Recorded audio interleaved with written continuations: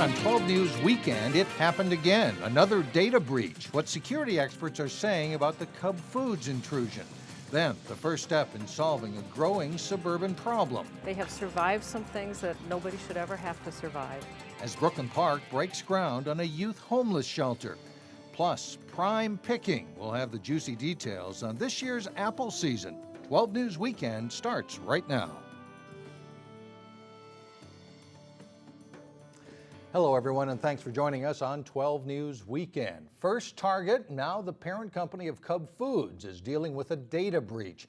The investigation continues this weekend, but it appears all the Cub food stores were impacted, including the ones here in the Northwest Metro. Eden Prairie-based SuperValu disclosed the breach on Friday. The company believes credit card information may have been compromised, but said there's no evidence of misused data. SuperValu believes the breach has been contained. Computer security experts say consumers will need to take action to protect themselves. If you have used a card, a credit card, a debit card at one of these organizations that are reporting breaches, take responsibility for your own security and cancel the card. SuperValu has set up a call center to help answer customer questions. The call center number is 855-731-6018. It's also offering customers complimentary identity protection services. Construction work is underway on a first-of-its-kind project in the Northwest Metro. Brooklyn Park broke ground on a homeless shelter for teens. As Carissa Wyant explains, it starts to address a problem not often talked about in the suburbs. We are standing on holy ground. Call it a unique groundbreaking for a very groundbreaking project. This project is happening because this community willed it to happen. On holy. It is one of the most extraordinary things I've ever experienced in my professional life. Folks from local churches gathered for a prayer walk. For me as a pastor, it's really to the glory of God that this is taking place. And to bless the ground that will soon be home to a shelter for homeless youth. In the suburbs, it looks different. It's hidden. People, there's so much stigma around it. They're sleeping in cars in places you wouldn't believe. He says, build houses. That's what we're doing right here, building a house. Community groups and the city acted in response to the rise of youth homelessness and sex trafficking in the Northwest suburbs. I remember sitting across from an assistant principal who said, Rachel, I've got girls who are pregnant and who have no place to go tonight. Can you help me? Do you have a place for them? And I had to tell her no. The city is paying close to $1 million to build this new 5,000 square foot facility off of West Broadway Avenue. It will have 12 bedrooms for youth ages 16 to 21. For a lot of kids, if we can get them early while they're first on the street, this is going to be a launch pad for them into a better future. Minneapolis nonprofit Avenues for Homeless Youth will manage and provide services at the facility. Really what hooked me when I came to this work was these kids. They are strong. They have survived some things that nobody should ever have to survive, and yet they are hopeful. Organizers say this is a prime location with a shopping center nearby where kids could find part-time jobs. There's good bus access. They could take classes at North Hennepin Community College. The goal is to get them from living on the streets to becoming thriving adults. In Brooklyn Park, Carissa Wyant, 12 News. In 2013, there were about 1,300 homeless kids living in the Northwest Metro. Avenues for Homeless Youth is raising funds for the shelter's annual operating budget. The Anoka Hennepin School Board plans to review new recommendations to combat bullying. A special task force came up with the suggestions.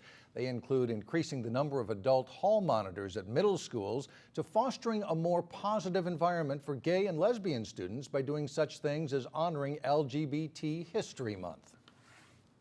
Some critics would say that then that might disclude or exclude another group of people. And I simply don't feel like that's true. The school board is expected to discuss the recommendations at its meeting on August 25th. In our weekend review, a Coon Rapids man is now charged with criminal vehicular homicide in the death of a Brooklyn Center teenager. Michael Vanwagner is due back in court next month. A toxicology test revealed his blood alcohol level was .29, nearly 4 times the legal limit. The victim, Jason McCarthy, was waiting to make a left turn on Highway 252 when witnesses say the suspect slammed into him from behind, traveling close to 60 miles an hour. Plans for a new memorial amphitheater in Brooklyn Center are moving forward. The city approved building the amphitheater just a few feet away from the site of the current one in Centennial Park, where the soil was found to be unstable. Construction will start this fall at the edge of the parking lot. Total price tag is estimated at $410,000. The goal is to have the amphitheater ready for concerts by next summer. And in Osseo, plans are in the works to increase the size of Boerboom Park. The idea is to have a full city block dedicated to park space. City officials are looking into buying one of the two homes that share space with the park. The city has no power of eminent domain for park space, so it would have to buy property when it comes available.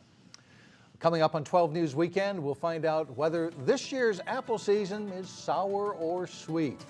Then later in sports, Osseo's volleyball team is looking for another big season. But first, humid weather sticking around on Monday, increasing the chance of evening thunderstorms.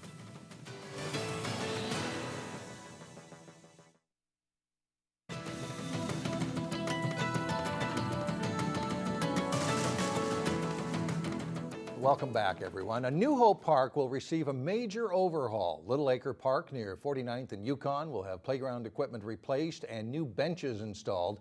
Other improvements will be done as well. The projected cost is $177,000. Little Acre is one of 20 parks in New Hope. That's one park within a quarter mile of every home. It is opening week at an apple orchard that draws thousands of customers from the northwest suburbs. Applejack Orchards in Delano has had to weather a rough winter, a wet spring, and a relatively dry summer.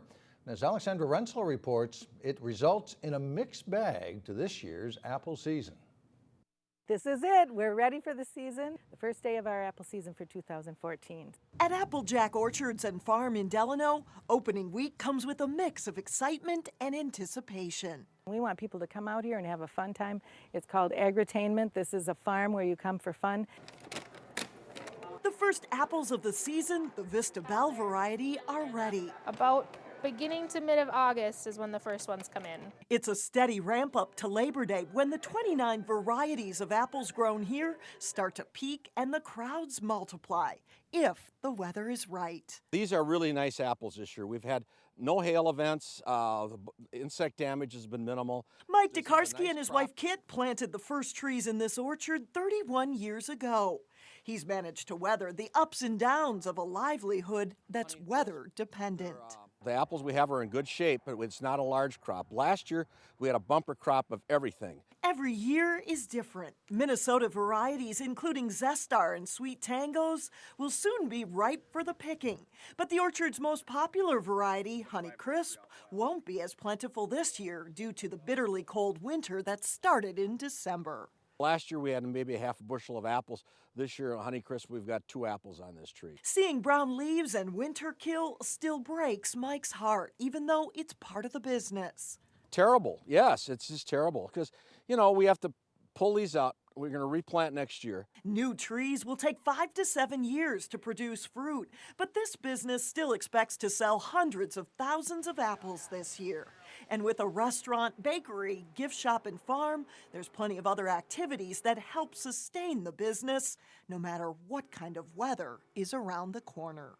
Fortunately for us, we have kind of a large indoor space, so if people had planned to do their weekend at the apple orchard on a day that's kind of drizzly, a lot of them come.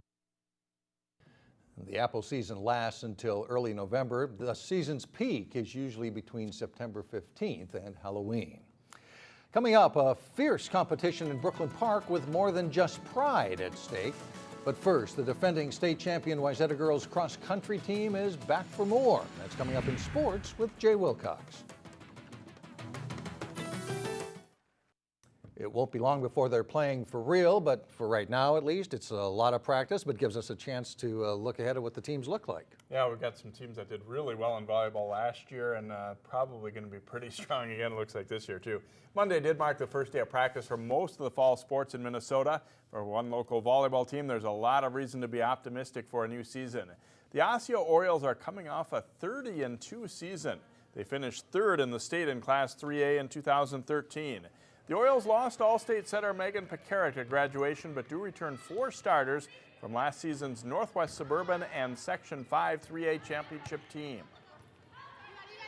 We're looking forward to this season. We got four players back from last year, Tina Bolshai Sanders, Hannah Pekarek, and Emily Carmen. With those 4, I think our offense will be as tough as anybody in our conference. We had a very successful JV team last year that had 20-plus wins.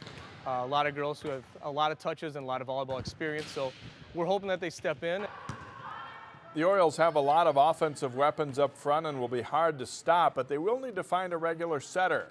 Last season's success makes preparing for this year exciting as the Orioles aim for back-to-back trips to the state tournament.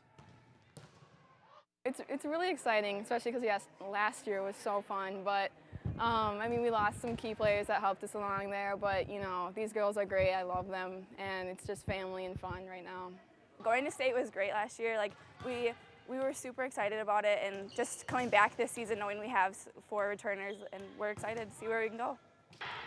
With the addition of Irondale Spring Lake Park and Totino Grace to the Northwest Suburban, the Orioles' number of non-conference matches have been cut down. Osceo's first conference match is September 2nd at home against Maple Grove. Well, one of Osceo's chief rivals is Champlin Park. The Rebels lost to the Orioles in the Section 5 3A final last season. Here's Jason Malillo with a preview of Champlin Park's Rebels. Champlin Park lost 2 of its best hitters to graduation, but the Rebels have a lot of good players back and will look to build on last year's success. I think we'll be good at pretty much everything. I mean, we're a strong team. We practice ball control a lot. And it's really showing throughout the practices and the open gyms. Sydney Hilly will run the Rebels offense again. The sophomore setter is one of the best players in the state, and she'll be counted on to continue becoming a more versatile weapon. She had never hit until last fall. She'd always been a setter in her career, and we just said, we need you to hit and set as well. And that's going to continue this year. And, you know, early in the year, she did well, but there was some things like I just haven't hit before. You could tell some things and maybe some mistakes or some nervousness. And as the season progressed, her confidence built. I mean, taking the big swings in the section semifinal match. I'm playing outside in the front row again and then setting from the back row, but like, it's a team sport. You got to have all the players around you to do something, so. The always tough Northwest Suburban Conference grows to 14 teams this fall with the addition of Irondale, Spring Lake Park, and Totino Grace. That means there won't be a whole lot of easy nights for the Rebels, but they're excited for the challenge. Jason Malillo, 12 Sports. Champlin Park opens the season Saturday, August 23rd at the first ever Breakdown Side-Out Classic at Hopkins High School. The Rebels will face Roseville at 9 a.m. that day. Well, it's a new year for Wayzata girls cross country. It will be tough to top 2013. The Trojans won their 2nd straight state title and last December won the Nike Cross Nationals, making them unofficial national prep champions. The girls are back at work this week as practice began for a new season. 4 of Wayzata's top 7 graduated, but all state runners Anna French, Anoka Lerdahl, and Michaela Keller-Miller are all back, giving Wayzata a great core group to build on as they look for big things from the program's younger runners. I'm really excited because this summer they did a lot of training. They really stepped it up, and I think we'll have a really good year. We have talent. I think a lot of schools in the state can say that, though, and but it's just it's young. You know, it reminds me of the team 4 years ago when we were 7th at state. The difference is, though, we have some real leaders from that NXN team, that state championship team last year. Our top 3 is back. Many of the girls ran 40 miles or more a week during the summer. The success of past teams can put pressure on the current group, but Wayzata is trying to look ahead, not back. Yeah, I think there's a little bit of pressure, but I don't think there's pressure to do the same thing that we did last year because we're a different team, but I think we still want to do our best. Wayzata's first big meet is August 30th when they will run in the competitive Marshfield, Wisconsin Invitational. So expect them to be good once again. Obviously some new faces are going to have to step in though. Yep, all right, very good, thank you. Still ahead, Game On in Brooklyn Park will give you a front row seat to an international event where hundreds of athletes have their eyes set on a trophy.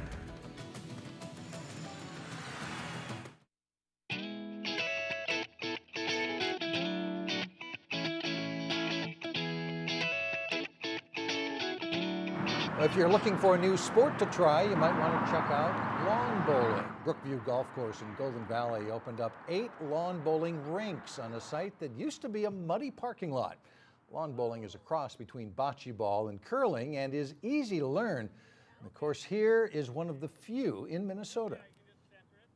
It's big in Arizona and Colorado, and Milwaukee has a pretty big facility. So the word is out, and people have been contacting us, excited that somewhere now in the Midwest is, and in Minnesota here is adding a facility such as what we've done here. The grand opening runs through Sunday and is free. League play starts there on Tuesday. An event that draws hundreds of athletes from around the world began Thursday in Brooklyn Park. The 2014 Wheelchair Softball World Series features 14 teams, including some from Japan. Eric Nelson caught up with one of the squads, the Deep South Hurricanes. 1, 2, 3. Here to win! It means the world to most of us. The Hurricanes blew into Brooklyn Park today, hoping to roll their way to wheelchair softball success. Basically a team representing Mississippi, Alabama, Louisiana, and one from South Carolina. Oh, yeah!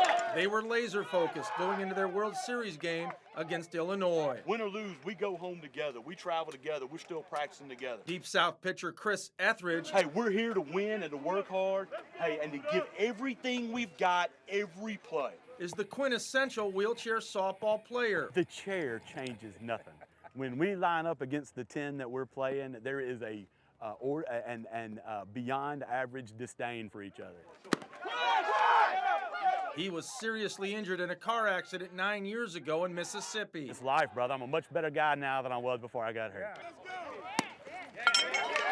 For a softball junkie like Etheridge, it was devastating. When I got hurt, I thought softball was behind me, that it was done. But thanks to rolling softball, Etheridge has kept his passion alive. And then people need to understand is that most of these wheelchair athletes were athletes before we got hurt. And you look for an outlet, and you know, depression can come. If you don't find it, all kinds of bad things can come. Benefits of active living are no different for a person with a disability than an able-bodied person. Some might argue even more important, more impactful. Etheridge and the Hurricanes are impressed by the state-of-the-art venue in Brooklyn Park. Fence, the scoreboard, this is the real thing, as real as we'll probably ever get again.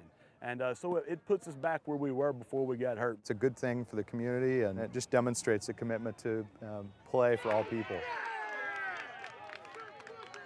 That was Eric Nelson reporting. The Wheelchair Softball World Series also features a local team, the Minnesota Rolling Twins. And it's interesting that he said that most of them were athletes before, life put them in a wheelchair, but they want to keep going. Yeah, and a great facility to get out there and play on, too. Absolutely. No doubt. That's it for now. Thanks so much for joining us, everyone. Have a great weekend. We'll see you again Monday at 4.